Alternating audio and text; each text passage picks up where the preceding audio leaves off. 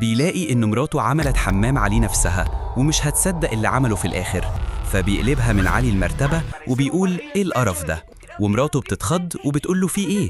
وبيقول لها يعني أنتِ عملتي حمام على نفسك وأنتِ نايمة، وبتتأسف له وبتقول له غصبًا عني عشان حامل، وبيتعصب وبيقول لها لأ، الكلام ده ما بيتعملش معايا، أنا مش متجوز عيلة صغيرة. وعشان يعاقبها بيرميها بره البيت بكل قسوة، وبيطلع كمان فوق وبيحدف لها كل هدومها، وبيحدف كمان المرتبة عشان تشوف أي حتة تنام فيها. وبتمشي في الشارع وهي حزينة جدا، وفي واحدة فوق بتفضل مستنية إنها تعدي فبتحدف عليها طفل، وبتفضل تمشي وما تعرفش إن في عيل علي كتفها، وبتتعب من كتر المشي وبتقف في الصحراء، وأول ما بتنزل المرتبة بتتفاجئ إن في طفل على المرتبة، وبتبص وبتكون مش عارفة جه منين، وفجأة بتتعب وبتحس إنها بتولد، وبعد ما بتولد بيغمى عليها من كتر التعب، وبتيجي واحدة وبتاخد ابنها وبتسيب لها رسالة وبتمشي، وبعد شوية لما بتصحى بتلاقي إن ابنها مش موجود وحد سايب لها رسالة، ولما بتقرأ الرسالة بتلاقي مكتوب بدلنا ابنك،